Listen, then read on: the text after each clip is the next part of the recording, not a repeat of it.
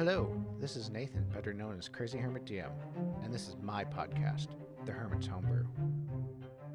Joining me today is Brent from Langeministudio as we review Tales of the Valiant. Alright, so let's talk about Tales of the Valiant. Tonight it's just going to be you and me, Brent, because Chase has decided to go off and get married and have a semi-honeymoon with his family in Maryland. Enjoy some family. Yeah. Who needs them? I know, what the hell? Who needs those Maryland crab legs? Yeah, I know, right? You've got D&D to talk about. Come on. Tabletop gaming in general. God. But speaking of D&D and tabletop gaming in general, we've talked about it on the podcast, more than a half dozen times out of our... At this point, it's going to be close to 40 episodes, probably when this episode comes out. So at least 6 of the episodes we've mentioned the OGL. Oh, jeez. The open game license of basically 2023. And... dark times. It was a very bad time, but, this is one of the shining lights that came from it. Mm-hmm. Is, you had Critical Role doing Candelabra, which... With the quick start rules I've seen, I haven't seen the final form book, which I kind of want to buy. Yeah. But it looks very promising. It's got a cool name. Candelabra Obscura. That's an awesome name. Plus it feels like it has a little bit of a Call of Cthulhu steampunky vibe with D&D wrapped into it. Okay, and I'm then down. They came I'm here for it. Or I think that was actually their D6 system too. Oh. So and then they came out with Daggerheart too. Oh, okay. Which I think is their D20 system. I'm not quite sure. I have not checked out fully, but I am really interested. They are beta testing Daggerheart, and they're posting YouTube videos of the beta tests on YouTube. Oh, cool. I've watched a couple of them kind of haphazardly just because I don't fully know what's going on. The other one, though, that shows some promise, but I'm a little iffy about some of the things I've heard, is Matt Colville's TTRPG that's coming out. Iconum, I think is how it is. Okay. We could check the name here online and with a quick Google search. But it's showing a lot of stuff that I like. Matt Colville's, in quotations, the 4th edition apologist. Overall, I guess we'll talk about the mechanics and the rules first. Because I have, I actually did my research, and I have, little sections. Let's talk about the mechanics and the rules. Yeah. The basic mechanics to this, to me... It's 5th edition. Oh yeah, when it first came in the mail, because I backed the Kickstarter, I got the player's guide and the Monster Vault. Mm-hmm. The first thing I did is I cracked open the player's guide and I wanted to look at the classes. And I started flipping through, and I'm going, this is just D&D. Yes. There are changes, of course. They got they don't have inspiration. They have the luck and doom system. Mm-hmm. Yep. Which is vaguely like inspiration, and it's vaguely like our own homebrew system that we've talked about on the podcast with the white chips, blue chips, and then the red chip. Yeah, a little less depowered because the red chips are, I only hand them out very. Yeah, I mean, what? I've had one out. Yeah, you've handed one out. On the flip side, monsters in this, or the enemies, have the doom system, which is basically the same as the luck system. It's just for the DM. Mm-hmm. Yep. I'm surprised you are not all in favor of this system, because the luck system would be your best friend. You get a luck point every time you miss a roll. Okay. I know I'm bad at rolls. But you'd be the luckiest person at the table. You'd get if Tove was here, she'd be yes. Yeah, oh yes. Yeah, she would be, she'd be all over this. You need this. You need all the help you can get.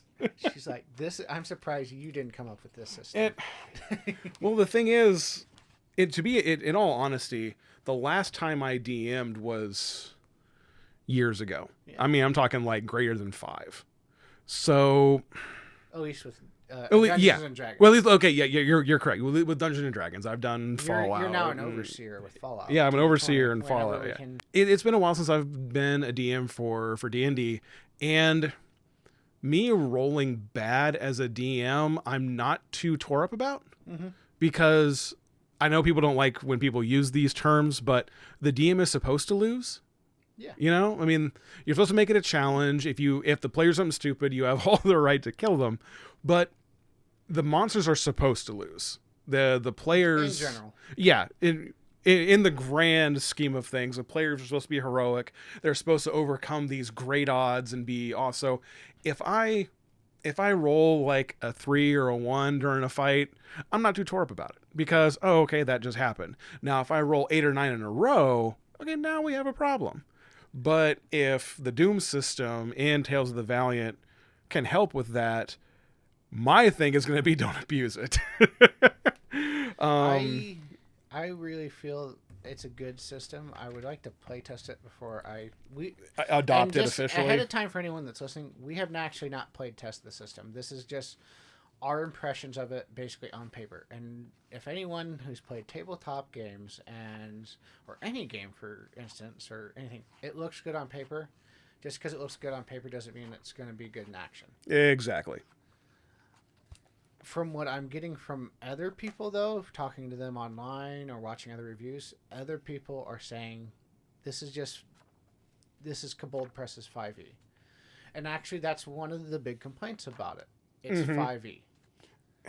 But and I have a counter to that, and I have not seen anyone else make this argument. Why would Kobold Press, who's made nothing but really made no success but off their 5e system supplements, create a new system and then alienate every other product they've made in the past? Yeah, exactly. Yeah, why would they make their entire library obsolete? They wouldn't. That's a terrible business model. We were just talking about a couple episodes ago, the Void Magic or the Rune Magic or any of their the book, the Deep Magic book that I have is freaking amazing. What are their monster manuals called? The Tome of Beasts. The Tomes of Beasts, like 1, 2, and I think there's a third 3. one. Yeah, there's 3 of them. Yep. There's 3 of them. Mm-hmm. Why would they alienate those Tomes of Beasts? I have the PDFs. I've bought them on Drive-Thru RPG. Oh, nice. I respect Kobold Press enough to where I will go buy their products. Yeah. And that's one of the things that I like about this, and like the character creation. Like I was going through that. There's solid upgrades that I feel to, especially Cleric and Warlock. The big thing I noticed when I was like cycling through the spells, Druids, Clerics, and Wizards all have to have their prepared spell list now. They're like our Druid that we have in our party. I tell her, here's your list. Yeah. Just cycle through the thing. You only have so many spell slots to draw from your pool. Yeah, now. Yeah, kind of like handle it kind of like sorcerers. Yeah. To where if it's on your list, you can cast it. We're not going to split hairs. Is that a little overpowered? Yeah. But she's not a combat heavy player, so I do try and make it more fun for the people that are not combat. Yeah. That's one of the other things about this is the combat system. I feel is somehow they've made it a little bit cleaner than I feel in 5th edition. It does feel slightly more tactical in some of the pages that I've read. And I've read probably about 80% of the book. I did not read it cover to cover. Yeah, you didn't sit down and read it at night, with your glasses on. And No. But I did go over it. I did get other people's impressions. The people that I know that have played it, I did go ask their opinions on it, and they gave me some valuable insight to check out. The thing that a lot of people are liking is the Mechanist. Basically, Kobold Press's Artificer. Yeah, since Artificer is copyright. Yeah. Since Artificer isn't not covered in the SRD, therefore they can slap your hand and say, "Hey, don't use that word." Exactly. The other thing is there's no Dragonborns. They do have Senendreams, I think is how it's pronounced, which is their version of Tieflings. They don't have Halflings or Hobbits. They're called Smallkin, which that's fine. Yeah. I actually used that word initially for my Halflings in my thing. It was a small folk, and then I ended up changing it to Hodkin, which is basically a gnomish Nordic race. But overall, I just like the other things that like people have complained is like in the gameplay, they feel there's ups and downs. Like when you're at level 1, they feel like you have more options, and from what I've seen, when you're level 1, you have a lot more to do. Okay. But your HP pool is still like only a 10 to a dozen hit points, so you're still very squishy. You're squishy. Yeah, But you're still doing a little bit more, but you better believe at level 1, if you're playing a one-shot, if something gets a critical hit on you, you're done. You're done. Which, unfortunately, in my opinion, that should not be changed. You're level 1, you're squishy. That shows the dangers of the occupation that you've chose, the adventuring occupation is extremely dangerous. Otherwise, everyone and their mom would be doing it. Like, why am I going to sit here and break my back for 12 to 14 hours a day harvesting grain when I can go strap on some old rusty armor and daddy's old sword, and I can go get hundreds of thousands of gold by killing goblins? Oh, it can't happen. And like on my session zeros, always I tell people, like, there has to be some sort of, if we're doing a traditional adventuring campaign as opposed to like a reactive story plot, Mm-hmm. I feel that there should be some sort of like, not like mental illness by anything, but something that's like mentally missing, or some sort of trigger or reason why you're going out and putting your life on the line. Yeah. Mm-hmm. People and there's don't. There's got to be reasons why you're willing to do this for hundreds of pieces of gold, which hundreds of pieces of gold is a fortune for a peasant. Oh yeah. Yeah. Like I remember in 3.5, they broke down in the economy of the of the player's handbook. They broke down like how much like the money went. You could do a skilled hireling, if I remember correctly from 3.5, was like 5 silver a day.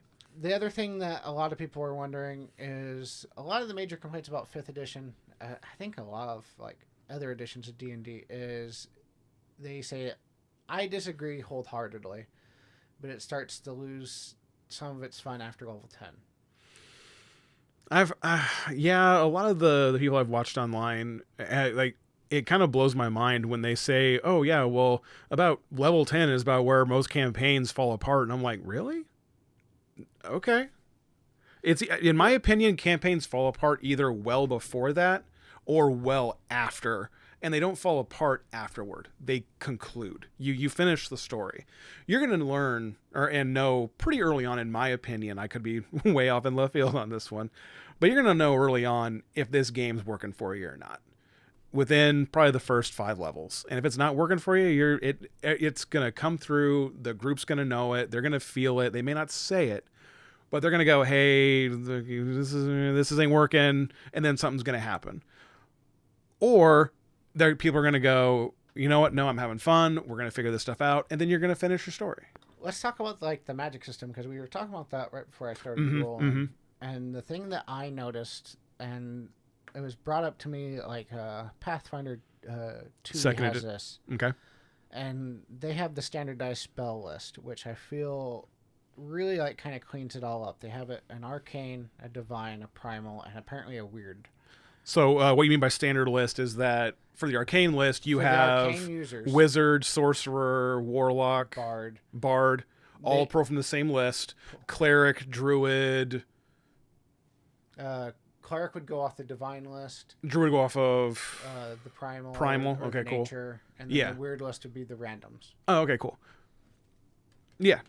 Instead of just like this mishmash of stuff, especially with like Bard and 5e that just like can borrow from a little bit. Do everything, yeah. Kind of like a red mage from Final Fantasy, previous Final Fantasies. I do miss playing red mage. I know, right? They were awesome. But that was the big thing that I noticed. Considering that this is Kobold Press 5e, that is the big change I noticed when I was reading the system. Mm-hmm. The other thing that I noticed was like with progression was you get something every level. Mm-hmm. Mm-hmm.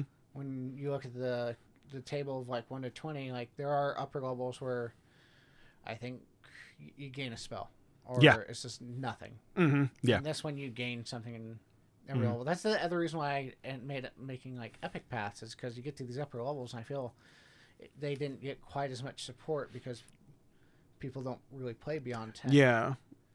And also, I don't understand why, because I at least as a DM, I'm enjoying it. Oh yeah, no, I'm in every campaign that I've played with as an adult, and I want to say post 25. Yeah, I have thoroughly enjoyed, even if they've only been 5, 6, 7 sessions. Looking back on like my very first campaign was absolutely a blast. I don't know if that's rose-colored glasses or whatever, but I had a great crew that took me under their wing and taught me everything. And we had so much fun, but that was also a group that suffered from ADHD brain, and we never played a campaign more than 20 sessions. How many times you've been above 10 though? Above 10?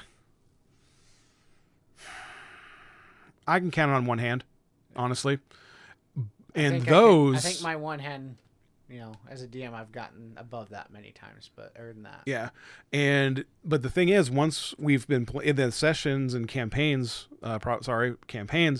that I have gotten above level 10, we've gone the whole way. Yeah.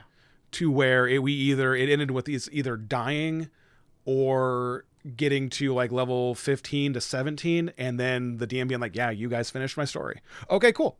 Let's move on to the next story. So when I played in your campaign where I played Cade, that was my first character that I got to level 20. Yeah.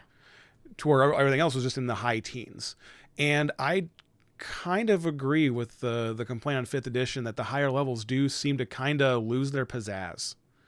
And I don't know if that's intentional because Wizards said, well, people are going to get level 10 anyway, or if that's just we ran out of ideas and we don't want these guys to be that powerful.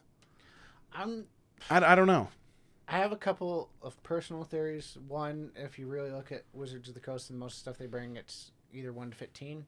So those upper levels do not get the support or restructuring or the ratification or errata as much as the earlier levels have. The other thing that, from a player standpoint, and it might get me hate down the line for saying this, is people may not like past 10 because they don't get that far. It's not their comfort zone. It's not what they're used to. If they're playing 1 to 10, that's their golden zone because that's what they're most used to. When they get that far, and we live in an ADD culture of short attention spans, how many, I could be wrong, but we're used to 6-second videos. As somebody a little bit older, maybe, and maybe it's an older mentality, I just would be really surprised if a younger generation came to me and like, hey, we just got done with a 3-year campaign. No, I don't think you're too far off in left field on that one. Again, maybe that's just an older person's perspective. I mean, with our age and, when we all first started playing, I don't think you're too far off. But it's also one of those things that's interesting that when I first started playing in the early 2000s, like I said, my first campaigns were, very short, but we also jumped DMs a lot. Like I remember, like in my group, we probably had 4 DMs that they would cycle through. We had one primary one. Clint, you're the man. But we would cycle through like Aaron and Mike or whatever. And yeah, then they would come and they would have like, hey, we do like 10 sessions. Okay, cool. And then we would go back and Clint would run a game or whatever. But it does seem, in my opinion, that with the advent of, like you said, the 6-second videos of like TikTok or YouTube Shorts or Instagram Shorts or whatever, yeah, we get that quick thing and then we move on. We'll get off the side tangent. Yeah, we keep going on these tangents, yeah. So the game content overall, I was looking at some of the races. Like, obviously there's not a lot of setting details because Kobold Press has their own setting. I have the book. I have the Midgard. Yeah. Mm-hmm. It's a darker Forgotten Realms without being basically a dark fantasy grim. Yeah. But it's good. But I have borrowed from it. What, between like maybe Forgotten Realms and Dark Sun, maybe? They have dark overtones. They have dark, it's okay. Forgotten Realm. It's a dark Forgotten Realms to me. Okay, cool. With some Nordic over themes. Yeah. Okay. The artwork, though, the thing I have to really compliment the artwork. The cover's gorgeous, with at least the standard cover. Brent got the Kickstarter one, which was gorgeous with the triangle and the wizard. The standard one is the wizard looking at the glowing skull. Oh, the purple skull. Yes. Yeah. The thing I did notice is it's a lot of action shots, it seems like. Yeah, like I'm looking at the cover of the Monster Vault right now, and there's a wizard on this really thin walkway into like this mountain, and he is getting absolutely roasted by a red dragon with a lich riding on top of it, and the lich is throwing lightning in the air. Very like, 80s stoner van back in the day, like when you like the unicorn with like the rainbow and all that stuff. But it's so cool. I'm like, this lich is just like, yeah, man, I don't even need to fight you. I got my dragon roasting you. Oh, hey, let's just cast lightning bolt just because I look cool doing it.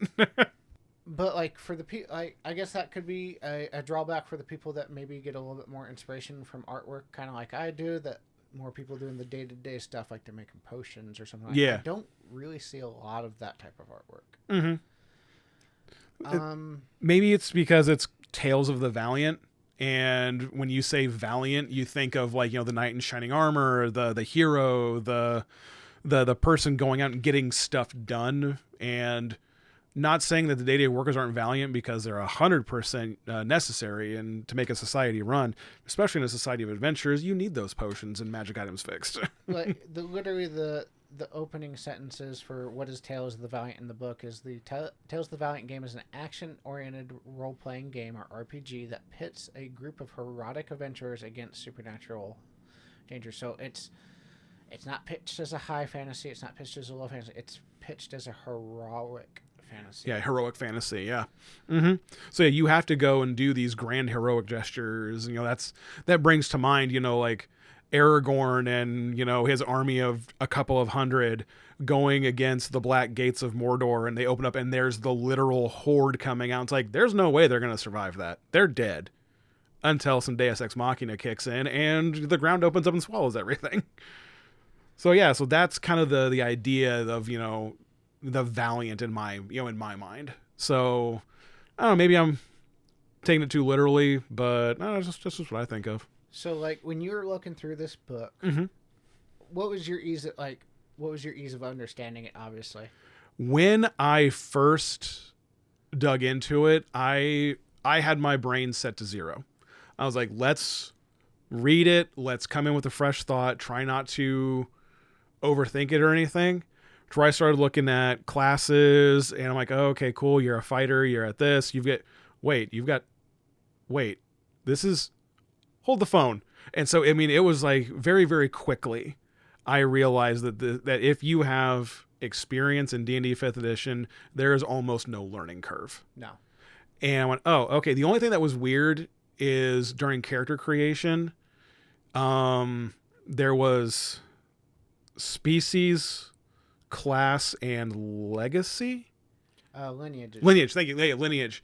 To where I was like, so what's the difference between, like, is the lineage the background? They just have to word it different. That was kind of one of the things that almost like a background for the race or the species. It's how they grew up to get to this, like, I'm going to go be a hero now. And I will admit, like, out of like the sensitivity people or the political correctness people that Wizards have brought in, when they said that they're changing races to species, I actually liked that. Me too, because I'm sorry. I didn't have anything against saying races or anything like that, but no. It just never popped in my head. It's like, species is it's not even like politically correct. It's just a more accurate. It's accurate, yeah. Because like a human and a dragonborn are not different. Yeah, they're completely different. Yeah. Just like how a human and a horse are different, or a horse and a Komodo dragon. They are different things. Like the genetic makeup is completely different. So yeah, calling them species, like, oh, that just makes sense. Yeah, that's just. Yeah. I don't know why. I personally haven't heard anybody getting too torn up about it. I want to dive in, not here, but I do when I want to reread this and dive into lineages a little bit more and the elements of the lineage. Okay. Because I think it has to do a little bit more with like what Wizards was doing with half races. Oh yeah, like yeah. Half this and that. Yep. There's also heritages, which looks, when I was reading over it, or at least just the general overview, it feels almost like a secondary background, almost that kind of 4th edition came out with.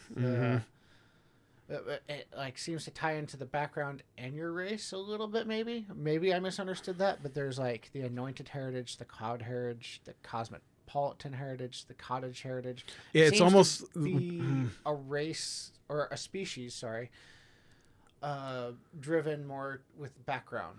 Yeah, it's where they came from. Yeah, it's like, lack of a better way of wording this, your economic class. Yes. To where, like, were you rich? Were you poor? Were you urban? Were you but the this? thing is there's backgrounds in this as well. Yeah. So I'm trying.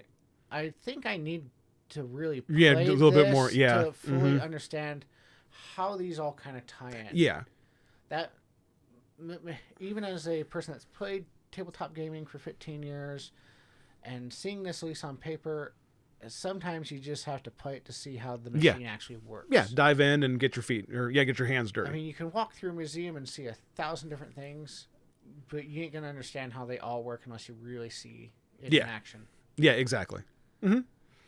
Yeah, and I'm actually going back and forth on whether or not to, when we finish up your Overseer campaign, switching to Tales of the Valiant for my Svartalheim campaign. That was actually one of the things I did want to bring up while we're doing this review. Mm-hmm.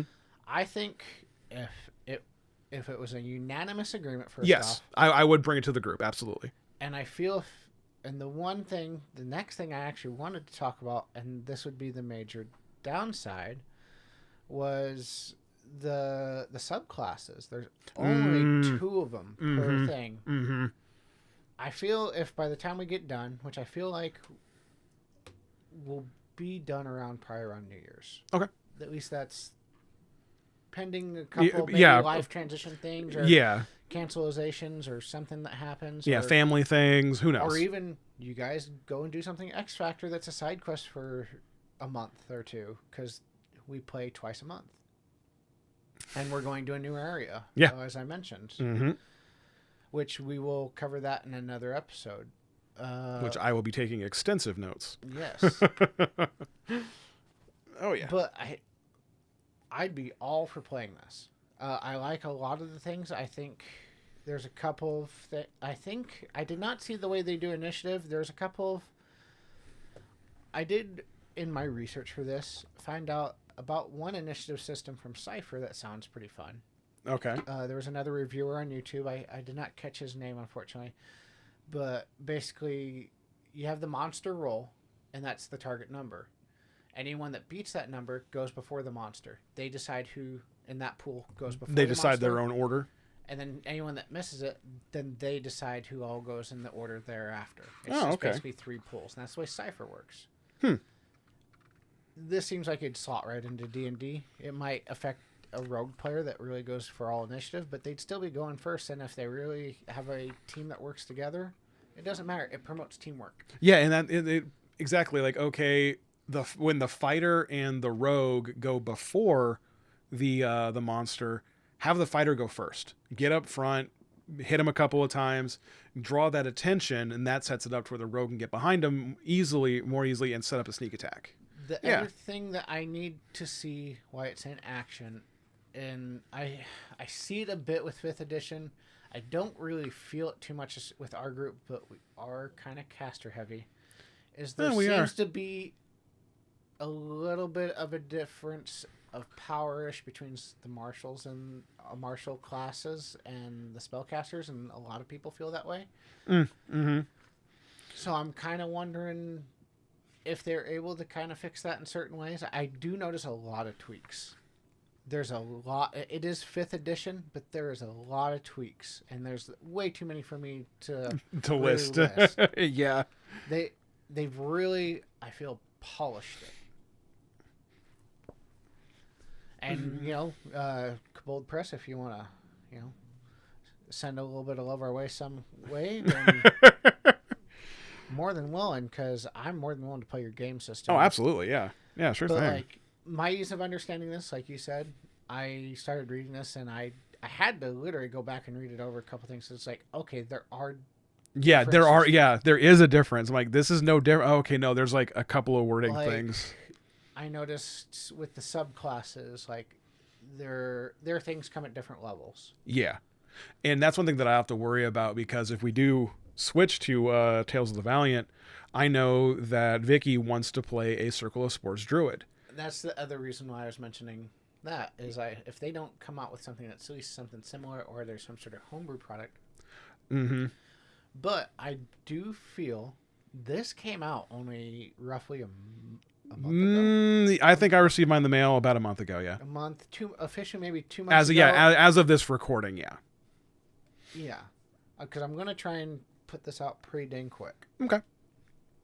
But within that month, they already have 6 adventures out for Tales of the Valiant. Yo, God, yeah. And they just came out with one called the Sunken Pyramid or Sunken Out Pyramid, I believe. I think it's called Sunken Pyramid, yeah. Mm-hmm. And that I kind of want to look at. Mm-hmm. To see if I can take from it.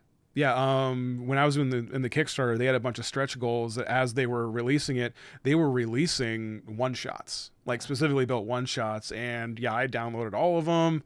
I was a nerd and I printed them out. And so, yeah, I'm going to go through them. I feel with the support materials, this system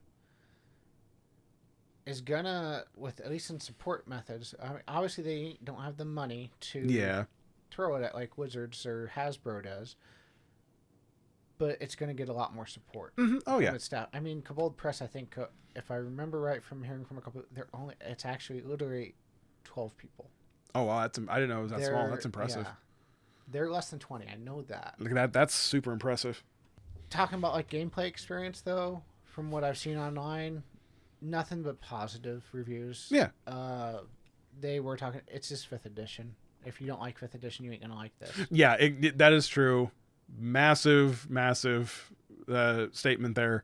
If you do not like 5th edition, you will not like this. Yeah. If you get bored with 5th edition, you will not. You will get bored with this. Mm-hmm. Yeah, absolutely. There's no major changes mechanically. It's polished up. Mm-hmm. It's tweaked. I don't know about streamlined, because 5th edition really streamlined their system, but I do feel it comes off like they've done a little bit more tinkering. Yeah, and like there are some things that I feel probably got a little bit more.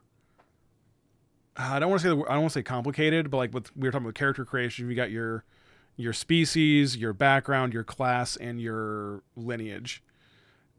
Okay, that's not that much different, but it is different to the point to where maybe just because they didn't get sued. You know, yeah. I wouldn't want to go against the lawyers of Hasbro in any way, shape, or form.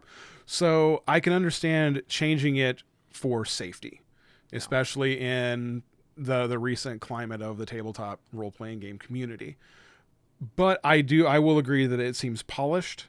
They have seemed to have taken a product that a game that they liked and mesh it with products that they have created in order to move forward. And I applaud them for taking that massive step, because looking at this book and looking at what they've done, as much as we've said it's 5th edition with a new shiny coat of paint on it, I can still tell they've put a lot of work into it. So I'm looking forward to try it out, you know, if nothing else. I don't feel like there'd be any sort of transition really. I just would want a little bit more class options. Oh, no, absolutely. Yeah. Absolutely. Which I feel is coming. They haven't even brought out their version of the DMG or the Game Master's Guide or Dungeon Master's Guide. I only have the Monster Vault and the Player's Guide, yeah. Hey, tabletop gamers. Thank you for watching this episode of the Hermit's Homebrew. We come out with new episodes every Wednesday. Remember to like, subscribe, and share with your friends as we continue to level up and grow.